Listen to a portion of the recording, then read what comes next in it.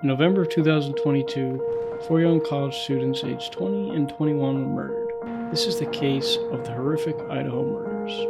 Today's case takes place in Idaho, the Be Eternal state, known for its potatoes, scenic mountain landscapes, miles of protected wilderness, and outdoor recreational areas. Idaho is the 13th largest state in the country. The state's highest mountaintop is Boras Peak. Idaho also has a canyon deeper than the Grand Canyon in Arizona called Hell's Canyon. It also has the largest floating boardwalk in the world. A popular destination in the state is Boise River, mainly for fishing and rafting. Idaho has plenty of walking, hiking, and biking trails to explore. On the night of November 12, 2022, Madison Mogen and Kaylee Goncalves were at a nearby bar named Corner Club on North Main Street in downtown Moscow, Idaho, between 10 and 1:30 a.m. on November 13th. Madison Mogen of Coeur d'Alene, Idaho, was a marketing major and a member of the Pi Beta Phi sorority. In an obituary, her family wrote this about Mogen: "To say Maddie is loved by all is an understatement. Maddie was known for her ability to make others smile and laugh with her offbeat and hilarious sense of humor, and was well known by all who knew her to never let her get hungry." Mogen was using her marketing skills to run a social media campaign for the Greek restaurant. She loved the color pink and planned to move to Boise after graduating in the spring. Kaylee grew up in Concord, California. She attended Lake City High School, where she had planned to become a teacher. Kaylee was a true crime fan who reported to authorities a sighting of a woman a year before a gruesome attack. At around 1:40 a.m., Madison and Kaylee were caught on video at a food vendor nearby that goes by the name of Grub Truck at South Main Street, and used a private ride to arrive at their 1122 King Road home around 1:56 a.m. Xana Kernodle and Ethan Chapin were seen at the Sigma Chi frat house on the University of Idaho campus. Kernodle was originally from Avondale, Arizona, but moved to Post Falls, Idaho, which is about 25 miles east of Spokane. Kernodle attended Post Falls High School. She played volleyball, track, and soccer until she graduated. For her graduation in 2020, she decorated her motorboard with flower and butterfly cutouts and the words, "For the lives that I will change." Kernodle was a junior at the University of Idaho, majoring in marketing at the College of Business and Economics, and was also a member of the Pi Beta Phi sorority.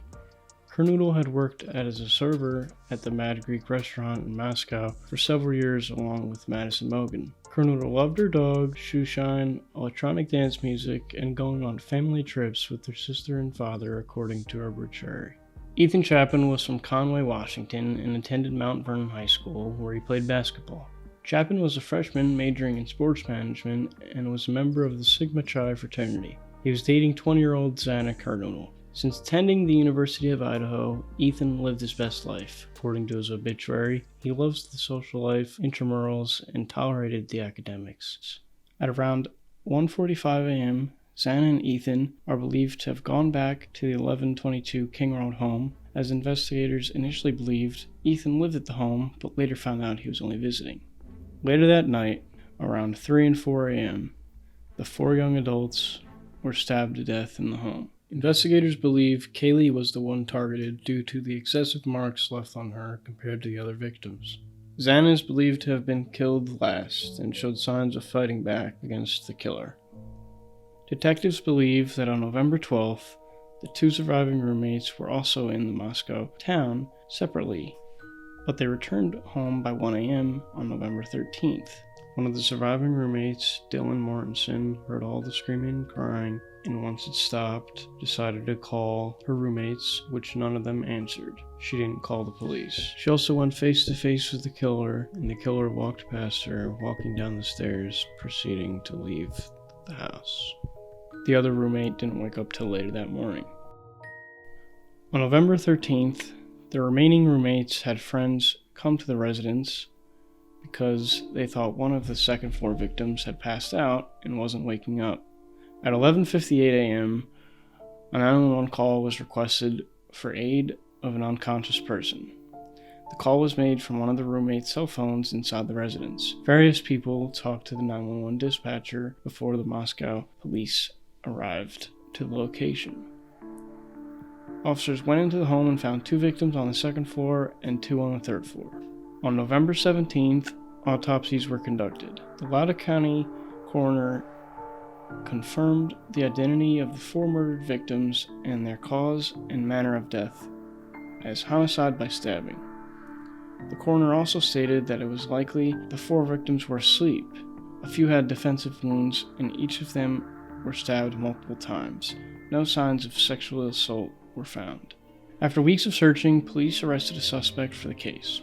His name is Bryan Kohberger. Kohberger is a 28-year-old Pennsylvania resident who has a PhD in criminology and criminal justice at Washington State University. The FBI tracked his car down and watched him for days while police worked to obtain a warrant. He was arrested by the Pennsylvania State Police at a home nearby the Poconos in Chestnut Township, Pennsylvania at 3 a.m. Friday morning on December 30th, 2022. He was also pulled over twice after committing the horrific murders before getting caught and arrested. Kohberger was connected by genealogical DNA evidence found on the sheath of a knife found at the scene of the crime. Kohberger returned to his family's home in Pennsylvania after the murders. Officers who watched him in Pennsylvania noticed he would wear gloves for each trip to the grocery store. Kohberger reportedly stalked the victims for weeks before the murders and followed 3 and messaged 1 of the victims on Instagram, which none of them messaged or followed him back. Kohberger was creepy around women, harassing them by crossing boundaries and making them feel uncomfortable around him. He also wasn't good at picking up on social cues. Bryan was an intelligent student who always wanted to make it known that he understood topics to other students, explaining simple concepts, making them seem more complicated than they really were during explaining, say for example, to his peers in class. Kohberger was studying criminology, reading many books on criminals. Months up to the murders, he made a post on Reddit claiming he was conducting a research project because he wanted to know how people felt during and after committing a crime. The questions that were reportedly asked surrounded motives, logistics, and emotions about recent crimes anonymous people have committed. Kohberger received a bachelor's degree in 2020 and completed his graduate studies in June of 2022 at DeSales University. Kohberger received a master's in criminal justice. Kohberger interviewed for a job as a graduate research assistant with the police in April of 2022. Kohberger was also warned about his actions towards women at a bar in Bethlehem, Pennsylvania, only a few months before the murders. Shortly before Kohberger's arrest, he was working as a teacher assistant at Washington State University, and he was quickly under investigation by the university because of behavioral problems and his sexist attitude towards women. And on November 2nd, he reportedly met with a professor to discuss an improvement plan for his behavior. Several University of Idaho students believe that they saw him in the student union building, with one saying he was staring at people. It was really early in the semester, sophomore student Chelsea said. He was at the food court drinking water. He sat by himself. He was the type to stare. He wouldn't look away if you caught him staring, like he wanted you to notice that he was looking at you. He didn't smile, didn't nod, didn't say anything, just stared. Chelsea said that his behavior prompted her to point him out to a friend. I told my friend not to be suspicious, but to look at him because the eye contact was making me uncomfortable, she said. It was weird that we ended up leaving and eating outside because we wanted to get away from him. Another student said she recognized Kohberger after his arrest, as she had seen him around often on the campus, despite the fact that he did not go to the University of Idaho. It's not a huge school, it's like a small town, she said. So you start seeing the same faces again and again. They become familiar, like you've seen them in class or around campus. I definitely saw him more than once.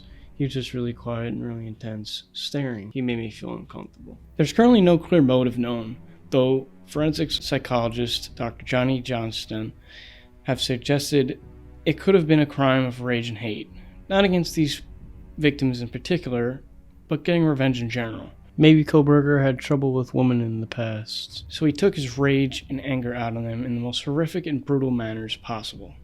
Again, that's just a theory. No clear motive is known.